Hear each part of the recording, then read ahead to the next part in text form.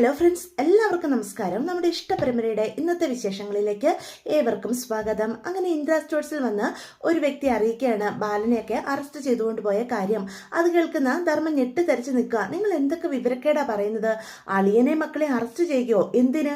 അതിന് അവരെന്ത് തെറ്റാ ചെയ്തത് എന്ന് ചോദിക്കുക. ഇതാ ഇപ്പം നന്നായത്. ആ മൂത്ത മരുമകളില്ലേ, ആനന്ദിന്റെ ഭാര്യ ശ്രീദേവി, ആ കുട്ടി സ്ത്രീപീഡനത്തിന് കേസ് കൊടുത്തിരിക്കുക. ബാലനെയും ആനന്ദിനെയും മാത്രമല്ല, ബാക്കി രണ്ട് ആൺമക്കളെയും വീട്ടിൽ നിന്ന് ഗോമതി ചേച്ചിനെയും മക്കളെയും ഒക്കെ പോലീസുകാര് പിടിച്ചോണ്ട് പോയെന്നാ എനിക്ക് കിട്ടിയ അറിവ്. എന്തായാലും ഇന്ദ്ര സ്റ്റോഴ്സിന് ഇതൊരു വളമായി മാറൂലോ. ഇനിയിപ്പം ഗോമതി സ്റ്റോറിൽ നിന്ന് ആരും സാധനം ഒന്നും മേടിക്കാൻ പോകാൻ പോകുന്നില്ല. ഗോമതി സ്റ്റോർ അടച്ചു പൂട്ടേ തരവുള്ളൂ. അല്ല, ബാലേട്ടൻ ഇനി കേസിന്റെ പുറകെ ആകുമ്പോൾ എങ്ങനെയാ സ്റ്റോർ തുറക്കുക എന്ന് പറയാ. ആ മനുഷ്യനായിട്ട് ഈ നാട്ടിൽ ഉണ്ടാക്കിയെടുത്തൊരു സൽപ്പേരുണ്ടായിരുന്നു, അതൊക്കെ ഇനി നഷ്ടപ്പെടൂലോ എന്ന് ഓർക്കുമ്പോഴാ. എന്തായാലും നിങ്ങൾ കട തുടങ്ങിയത് നല്ല സമയത്താ. ഇനിയിപ്പം ഇന്ദ്ര സ്റ്റോഴ്സ് അങ്ങ് കയറി കത്തില്ലേ എന്ന് പറയാണ്. അത് കേൾക്കുന്ന സുഗന്യക്ക് ഒരുപാട് സന്തോഷമാവുകയാണ് കേട്ടോ. അല്ല, നിങ്ങൾക്ക് എന്താ വേണ്ടത് എന്ന് അപ്പൊ സുഗന്യ ചോദിക്കുക. എനിക്ക് 5 കിലോ അരി വേണമായിരുന്നു എന്ന് അയാൾ മറുപടി പറയാണ്. അപ്പൊ അയാൾക്ക് വേണ്ട അരിയൊക്കെ സുഗന്യ തന്നെ എടുത്തു കൊടുക്കുകയാണേ. അപ്പൊ അയാൾ പോയതിനു ശേഷം ധർമ്മനോട് പറയും, എന്റെ ധർമ്മേട്ടാ, എനിക്കിങ്ങ് സന്തോഷമായി. ആ ഗോമതി ചേച്ചി തലയിൽ വെച്ചോണ്ടായിരുന്നല്ലോ ആ ശ്രീദേവിയെ നടന്നത്, അതിനുള്ളത് ഇപ്പൊ ഗോമതി ചേച്ചിക്ക് കിട്ടി. എന്തായാലും നമ്മൾ ഇനി പരസ്യം ചെയ്യേണ്ട കാര്യമൊന്നുമില്ല. നമ്മൾ ഇത് വെച്ച് വേണം നാട്ടുകാരോട് പറയാനായിട്ട്. ഇവിടെ വരുന്ന ഓരോ കസ്റ്റമറിനോടും ബാലേട്ടന്റെ ക്രൂരത അറിയിക്കണം. ബാലേട്ടനെ ഒരു ക്രൂരനായി നമ്മൾ ഇനി എല്ലാവരുടെ മുന്നിൽ ആവിഷ്കരിക്കാവൂ. അങ്ങനെ വരുമ്പം ഗോമതി സ്റ്റോറിൽ നിന്ന് ആരും സാധനം മേടിക്കില്ല. നമ്മുടെ ഈ ഇന്ദ്ര സ്റ്റോറിലേക്ക് എല്ലാവരും വരികയും ചെയ്യും എന്ന് പറയാം. നമുക്ക് വീണ് കിട്ടിയ ഒരു കച്ചിത്തുരുമ്പ ഇത്. ശരിക്കും പറഞ്ഞാൽ ഗോമതി സ്റ്റോറിന്റെ തകർച്ച ഇന്ദ്ര സ്റ്റോറിന്റെ വളമായിട്ട് മാറുന്നത് ഈ സുഗന്യെ കാണിച്ചു തരാം എന്ന് പറയാം. എന്ത് പറഞ്ഞിടേ നീ എന്ന് പറഞ്ഞ് ധർമ്മൻ സുഗന്യക്ക് നേരെ നിൽക്കുക. എന്നിട്ട് കാരണം പുകച്ചൊരടി വെച്ച് കൊടുക്കാണ് കേട്ടോ. ധർമ്മേട്ട, നിങ്ങൾ എന്നെ തല്ലിയോ? ഇത് നിനക്ക് ഞാൻ ഓങ്ങി വെക്കാൻ തുടങ്ങിയിട്ട് 2-3 ദിവസമായി. നീ ഇതേ എന്നോടിപ്പൊ ചോദിച്ചു മേടിച്ചതാ.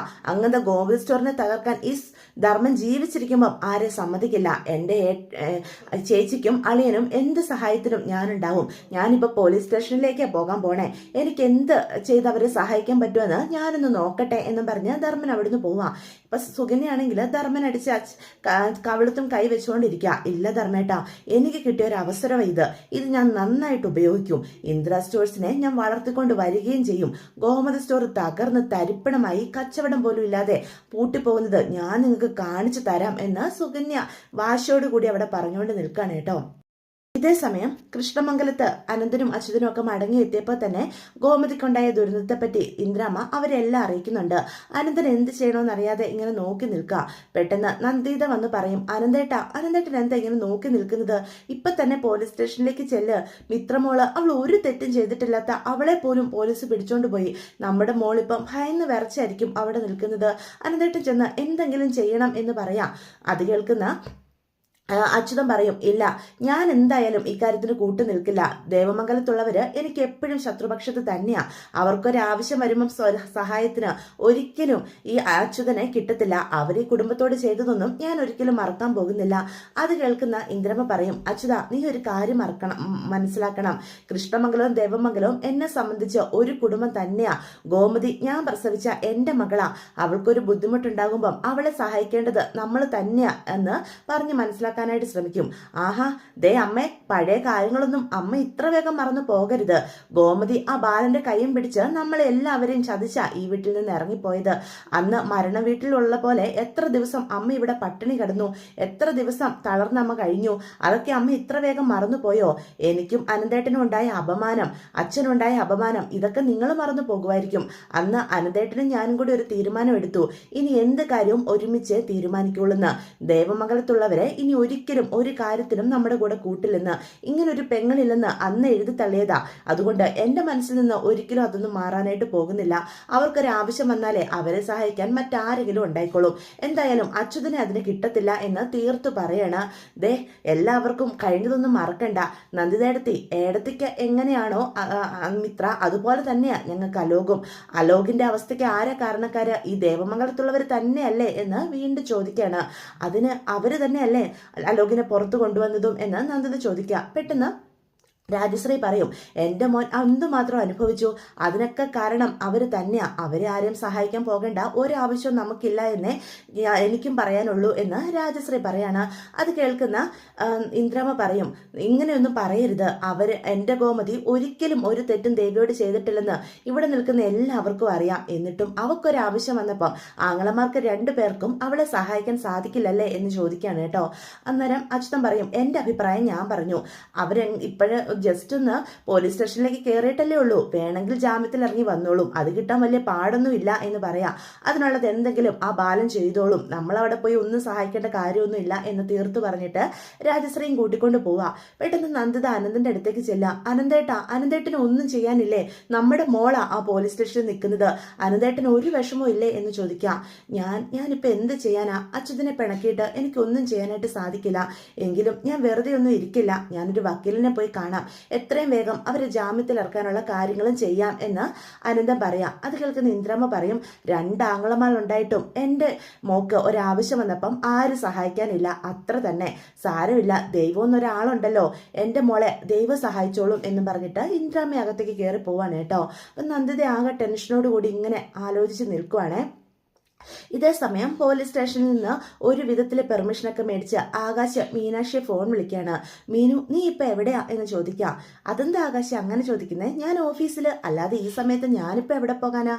നിന്നെ അന്വേഷിച്ച് പോലീസുകാരെങ്കിലും അങ്ങോട്ട് വന്നിരുന്നോ? പോലീസുകാരോ? എന്നെ അന്വേഷിച്ചോ? എന്തിന്? അതിന് ഞാനെന്ത് തെറ്റാ ചെയ്തത്? ഞങ്ങളെല്ലാവരും ഇപ്പം പോലീസ് സ്റ്റേഷനിലാ. നീ എന്താ ആകാശേ പറയുന്നത്? അതെ, അച്ഛനും അമ്മയും ഏട്ടനും ആര്യനും മിത്രയും അനുവും വരെയുണ്ട്, എല്ലാവരും പോലീസ് സ്റ്റേഷനിലാ. എന്തിന്? അത് ഏടത്തി നമുക്കെതിരെ ഗാർഹിക പീഡനത്തിന് കേസ് കൊടുത്തിരിക്കുക, പോലീസുകാർ വിചാരണയ്ക്ക് വേണ്ടി പോലീസ് സ്റ്റേഷനിലേക്ക് കൊണ്ടുവന്നതാ എന്ന് പറയാ.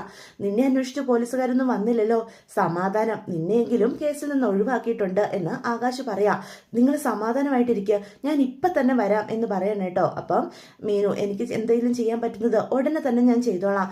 ആകാശ് ഇപ്പം എങ്ങനെയാണ് ഫോൺ വിളിക്കുന്നത്? ഞാൻ ആ പോലീസുകാരുടെ കൈയും കാലും പിടിച്ചോ ഒരു വിധത്തിൽ പെർമിഷൻ മേടിച്ചാ മാറതെന്നാ നിന്നെ വിളിക്കുന്നേ. അമ്മയുടെ അച്ഛൻ്റെയൊക്കെ അവസ്ഥ എന്താ? അവരൊക്കെ ആകെ തകർന്നാ നിൽക്കുന്നത്. മീനു, നിനക്ക് പറ്റുവാണ് നീ ഇങ്ങോട്ട് വാ. അതെന്ത് വർത്തമാനം ആകാശേ, ഞാൻ ഇപ്പം തന്നെ വരാം എന്ന് പറഞ്ഞ് ഫോൺ വെക്കാണ് കേട്ടോ. ഇതേ സമയം മീനാക്ഷി ലീവൊക്കെ ചോദിച്ച് അത്രയും വേഗം തന്നെ പോലീസ് സ്റ്റേഷനിലേക്ക് എത്തുക. അപ്പം മീനുവിനെ കാണുമ്പം എല്ലാവർക്കും ഒരു സമാധാനമാവുക. അപ്പം ആദ്യം തന്നെ ഗോമതിയുടെയും ബാലൻ്റെ അടുത്തേക്ക് വരിക. മീനു, നീ വന്നോ? അവള് നമ്മളെ ചതിച്ചു മീനു, നമ്മളോട് ഇത്രയും വലിയ തെറ്റുകൾ ചെയ്തു കൂട്ടിയവള് ഇപ്പം നമുക്കെതിരെ പരാതിയും കൊടുത്തിരിക്കുക, ഇല്ലാത്ത കള്ളക്കേസാണ് കൊടുത്തിരിക്കുന്നത് എന്ന് പറയാണ്. അത് കേൾക്കുന്ന മീനു പറയും, അമ്മേ, ഒരിക്കലും ഏടത്തെ അറിഞ്ഞുകൊണ്ട് ഇങ്ങനൊരു തെറ്റ് ചെയ്യത്തില്ല, നമുക്കാർക്കും എതിരായിട്ട് പ്രവർത്തിക്കാനൊന്നും ഏടത്തെ കൊണ്ട് സാധിക്കില്ല. എനിക്ക് ഉറപ്പാ ഏടത്തി സത്യങ്ങൾ അറിഞ്ഞു കഴിയുമ്പം ഇവിടെ വന്ന് നമുക്ക് അനുകൂലമായിട്ട് മൊഴി നൽകുമെന്ന്. അത് കേൾക്കുന്ന ബാലൻ പറയും, മീനു, നിനക്ക് അത്രയ്ക്ക് ഉറപ്പുണ്ടോ ദേവി ഇങ്ങനൊരു തെറ്റ് ചെയ്യത്തില്ലെന്ന്? ഉറപ്പാ. ആ ശ്രീകലാന്റെയും ഉദയഭാനുവിൻ്റെയും നാടകമാ ഇതെല്ലാം, അവരെങ്ങനെയോ ഏടത്തെ കുടുക്കിയിരിക്കുന്നതാ, അല്ലാതെ എനിക്കറിയാവുന്ന ഏടത്തി ഒരിക്കലും ഇങ്ങനൊരു തെറ്റ് ചെയ്യില്ല. ഏടത്തി നമ്മുടെ കുടുംബത്തെ അത്രയേറെ സ്നേഹിച്ചതാ, ആ സ്നേഹത്തിൽ കളങ്കമുണ്ടെന്ന് എനിക്ക് തോന്നുന്നില്ല എന്ന് പറയാണ്. ദേ മീനു, വീണ്ടും വീണ്ടും നീ ഏടത്തെ ഇങ്ങനെ ന്യായീകരിച്ച് സംസാരിക്കരുത് എന്ന് ആകാശ് പറയാ. ദേ ആകാശേ, ഇത് പോലീസ് സ്റ്റേഷനാ, ഇവിടെ കിടന്ന് നീ ഇങ്ങനെ ബഹളം വെക്കരുത്. ഇവിടെ നമ്മൾ പറയുന്ന ഓരോ വാക്കും അവർ ശ്രദ്ധിക്കുന്നുണ്ട്, മനസ്സിലാകുന്നുണ്ടോ? നിനക്ക് അവർ ഉപദ്രവിക്കുവെല്ലാം ചെയ്തോ എന്ന് ചോദിക്കാം. ഏയ്, ദേഹോപദ്രവമൊന്നുമില്ല, അതിനും കൂടി വാക്കുകൾ കൊണ്ട് അവർ ഉപദ്രവിക്കുന്നുണ്ട് എന്ന് ആകാശ് പറയാ. നീ സമീപനം പാലിക്കണം, മര്യാദയ്ക്ക് നിൽക്കണം, പറയുന്നുണ്ടോ? അല്ലാതെ വെറുതെ ആടുതോമ കളിക്കാൻ നിൽക്കരുത്. അല്ല, ആട്ടിൻചോരയ്ക്ക് ഞാൻ എവിടെ പോകാനാടാ എന്ന് ചോദിക്കുക. അത് കേൾക്കുന്ന ആകാശ് ചിരിക്കാണ് കേട്ടോ. അപ്പം പെട്ടെന്ന് ആനന്ദ് പറയും, ദേവി, അവളെ ഞാൻ വെറുതെ വിടില്ല. നമ്മുടെ കുടുംബത്തെ ഇത്രയധികം അപമാനിച്ച, നമ്മുടെ കുടുംബത്തിൽ കള്ളം പറഞ്ഞ് എന്നെ കല്യാണം കഴിച്ച അവളോട് ഞാൻ ക്ഷമിച്ചതാ ഇത്രയും നാളും ചെയ്ത തെറ്റ്. ആദ്യം തന്നെ ഈ സത്യങ്ങൾ അറിഞ്ഞപ്പം അവർക്കെതിരെ കേസ് കൊടുക്കണമായിരുന്നു. ഇപ്പം ഇല്ലാത്തൊരു കേസ് നമ്മളെ എല്ലാവരെയും കൊടുക്കാനായിട്ട് അവർ കൊടുത്തിരിക്കുകയല്ലേ എന്ന് പറയാം. ഇവിടെ നിന്ന് ഇറങ്ങിക്കോട്ടെ, എന്നോട് ചെയ്ത ദ്രോഹങ്ങൾ എണ്ണിപ്പറഞ്ഞ് ഞാനും അവക്കെതിരെ കേസ് കൊടുക്കും, മാനനഷ്ടത്തിന് എന്ന് ആനന്ദ് പറയാം. അത് കേൾക്കുന്ന മീനാക്ഷി ആനന്ദിൻ്റെ അടുത്തേക്ക് ചെല്ലാം. ആനന്ദേട്ട, ഒന്ന് സമാധാനിക്കുക, ഏടത്തി ഒരിക്കലും അറിഞ്ഞുകൊണ്ട് ഇങ്ങനൊരു തെറ്റ് ചെയ്യത്തില്ല. ആനന്ദേട്ടൻ ഏടത്തിയെ തെറ്റിദ്ധരിക്കരുത്, ഇത് ഏടത്തിയുടെ അച്ഛനും അമ്മയും അറിഞ്ഞു കളിക്കുന്നതാ എന്ന് പറയാം. വേണ്ട മീനു, അവൾക്കിതിൽ പങ്കുണ്ടെങ്കിലും ഇല്ലെങ്കിലും ഇനി എൻ്റെ ജീവിതത്തിൽ അവളെ വേണ്ട. അവളോട് ഓരോ തവണയും ക്ഷമിച്ചതാ ഞാൻ ചെയ്ത തെറ്റ്. സത്യങ്ങൾ അറിഞ്ഞപ്പോൾ തന്നെ അവളെ ചോദ്യം ചെയ്യണമായിരുന്നു, ആ കുടുംബത്തിനെതിരെ കേസ് കൊടുക്കണമായിരുന്നു എന്ന് ആനന്ദ് ദേഷ്യത്തോടു കൂടി പറയാം. അതിനുശേഷം ആര്യൻ്റെ അടുത്തേക്ക് ചെല്ലുക. ആര്യ, നീയും സമാധാനത്തോടെ നിൽക്കണം കേട്ടോ. ഇവര് എത്ര രീതിയിൽ ദേഷ്യത്തിൽ സംസാരിച്ചാലും ഒന്നും എതിര് പറയാനായിട്ട് നിൽക്കരുത്. കാര്യങ്ങൾ നമ്മുടെ കൈവിട്ടു പോകും. നിനക്ക് മനസ്സിലാകുന്നുണ്ടോ ഞാൻ പറയുന്നത്? എങ്ങനെ നമുക്ക് എത്രയും വേഗം ജാമ്യത്തിൽ ഇറങ്ങണം, അതിനുവേണ്ടിയാ എടത്തി പറഞ്ഞു തരുന്നത് എന്ന് പറയാം. ആര്യം പറയും, ഇല്ല എടത്തി, എനിക്ക് മനസ്സിലാകുന്നുണ്ട് എന്ന് പറയണം കേട്ടോ. അതിനുശേഷം മിത്രയുടെ അടുത്തേക്ക് വരിക. അപ്പം മിത്രയ്ക്ക് മീനുവിനെ കാണുമ്പം കരച്ചിൽ വരികയാണ്. നീ സമാധാനമായിട്ടിരിക്കുക, ഞാനുണ്ടല്ലോ ഇവിടെ, നമുക്ക് എന്തെങ്കിലും ചെയ്യാം എന്ന് പറയാം. പെട്ടെന്ന് ഗോമതി പറയും, ഇല്ല, അവളോട് ഒരിക്കലും ഞാൻ ഇനി ക്ഷമിക്കില്ല. ഇത്രയും നാളും അവളുടെ തെറ്റുകളൊക്കെ അവൾക്ക് മനസ്സിലാക്കാനായിട്ടുള്ളൊരു ഇടവേള പോലെയാ അവൾ കുറച്ച് ദിവസം വീട്ടിൽ പോയി നിൽക്കട്ടെ എന്ന് ഞാനും കരുതിയത്. പക്ഷെ എന്നാണോ എൻ്റെ കുടുംബത്തെ മുഴുവനും അവൾ പോലീസ് സ്റ്റേഷനിൽ കയറ്റിയത്, ഇനി ശ്രീദേവിക്ക് ദേവമംഗലത്ത് ഒരു സ്ഥാനവുമില്ല.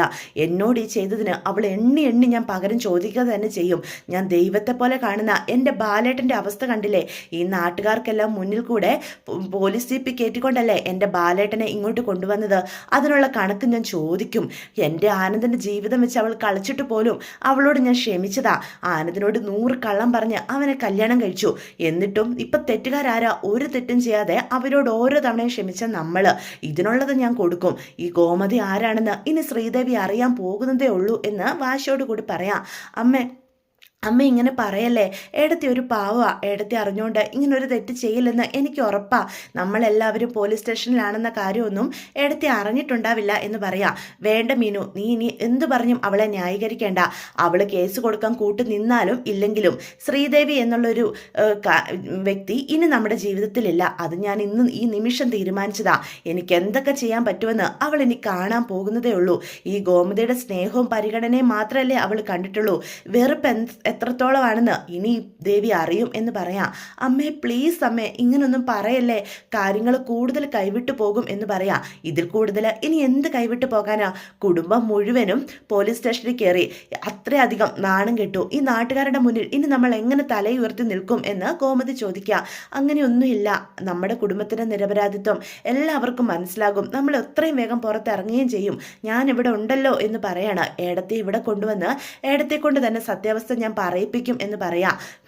വേണ്ട, നീ ഇനി ഒന്നും ചെയ്യണ്ട. ദേവി ആരാണെന്നും അവളുടെ വീട്ടുകാരാരാണെന്നും ഒക്കെ ഗോമതിക്ക് മനസ്സിലായിട്ടുണ്ട്. അവക്കുള്ളത് ഞാൻ കൊടുത്തോളാം എന്ന് വാശിയോടുകൂടി പറയാം. അപ്പം കാര്യങ്ങൾ കൂടുതൽ കൈവിട്ട് പോവാണെന്ന് മീനുവിന് മനസ്സിലാവുക. അതിനുശേഷം മീനു നേരെ CI കാണാനായിട്ട് കയറി ചെല്ല. മേ കമിൻ മേഡം എന്ന് പറയാണ്. അപ്പം CI ചോദിക്കുന്നുണ്ട്, ആരാ? ഇന്നിവിടെ കൊണ്ടുവന്നിരിക്കുന്ന ബാലനും ഗോമതിയില്ലേ, ആ കുടുംബത്തിലെ ഞാനും അവിടുത്തെ 2ാമത്തെ മരുമകളാ, ആകാശിൻ്റെ ഭാര്യ എന്ന് പറയാണ്. ഞാനൊരു ഗവൺമെൻറ് ഉദ്യോഗസ്ഥയാണ് മേഡം, ഞാൻ പറയുന്നത് മേഡത്തിനൊന്ന് കേൾക്കാമോ എന്ന് ചോദിക്കാം.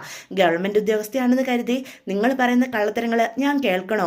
എൻ്റെ കുടുംബത്തിലുള്ളവരൊന്നും ഏടത്തിയോടൊരു തെറ്റും ചെയ്തിട്ടില്ല, സ്നേഹത്തോടു കൂടി തന്നെയാണ് പെരുമാറിയത്. ഇതൊക്കെയല്ലേ പറയാൻ പോകുന്നത്? ഇതിനപ്പുറം പുതിയതായിട്ടൊന്നും മീനാക്ഷിക്ക് പറയാനില്ലല്ലോ എന്ന് ചോദിക്കാം. മേഡം, ഞാൻ പറയുന്നത് സത്യ. എൻ്റെയും ആകാശിൻ്റെയും കല്യാണം കഴിഞ്ഞിട്ട് വർഷങ്ങളായി. ഇതുവരെയും ആ വീട്ടിലെ ആരും ഞങ്ങളോട് ഒരു രീതിയിലും മോശമായിട്ട് പെരുമാറിയിട്ടില്ല. എനിക്ക് എൻ്റെ സ്വന്തം വീട്ടിൽ നിൽക്കുന്നത് പോലെ ആ വീട്ടിൽ നിൽക്കാൻ ഇത്രയും കാലം സാധിച്ചിട്ടുള്ളൂ. അമ്മയും അച്ഛനും അത്രയും സ്നേഹത്തോടെയാണ് ഞങ്ങളെ അവിടെ ഒരു ഒരുമയോടുകൂടി ജീവിപ്പിക്കുന്നത്. അങ്ങനെയുള്ള അവരെ പറ്റി ഇവിടെ തന്നിരിക്കുന്നത് മുഴുവനും കള്ളപ്പരാതിയാ മേഡം എന്ന് പറയണം. ഏടത്തിയോടും അവിടെ ആരും ഒരു രീതിയിലും മോശമായിട്ട് പെരുമാറിയിട്ടില്ല. ഏടത്തിയെ ഞങ്ങളെക്കാളൊക്കെ കൂടുതൽ സ്നേഹിച്ചിട്ടുള്ള വ്യക്തിയാണ് ഞങ്ങളുടെ അമ്മ ഗോമതി. മിത്രയില്ലേ, അവൾ അവിടുത്തെ ഇളയ മരുമകളാ. അവളോട് ചോദിച്ചു നോക്കൂ, അവൾക്കും ഏതെങ്കിലും രീതിയിൽ മോശപ്പെട്ട അനുഭവം ഉണ്ടായിട്ടുണ്ടോ എന്ന്. മേഡം ഒന്ന് അന്വേഷിക്കണം. ഒരു പരാതിയുടെ പുറത്ത് ഒരു അന്വേഷണവും ഇല്ലാതെ ഒരു കുടുംബത്തെ മുഴുവനും പോലീസ് സ്റ്റേഷനിലേക്ക് കൊണ്ടുവരിക, അത് നീതിയാണോ മേഡം? മേഡത്തിനെ പോലെയുള്ള വ്യക്തികൾ ന്യായത്തിന് കൂടെ തന്നെ നിൽക്കും എന്നത് ഞങ്ങളെപ്പോലെയുള്ള ആളുകളുടെ പ്രതീക്ഷ. മേഡം ഞങ്ങളെ കൈവിടരുത് എന്ന് പറയാം. മീനാക്ഷി പറയുന്നതൊക്കെ സത്യമാണെങ്കിൽ ഞങ്ങൾ അന്വേഷിച്ച് കണ്ടെത്തിക്കൊള്ളാം. നീ പറയുന്ന ഗോമതിക്കും ബാലനും നിങ്ങളുടെ കുടുംബത്തിന് മുഴുവനും നീതി കിട്ടുകയും ചെയ്യും. അതല്ല മറിച്ചാണെങ്കിൽ എന്താ സംഭവിക്കാൻ പോകുന്നതെന്ന് വീട്ടുകാരെ പറഞ്ഞ് മനസ്സിലാക്കിക്കോളൂ എന്ന് പറയാനേട്ടോ.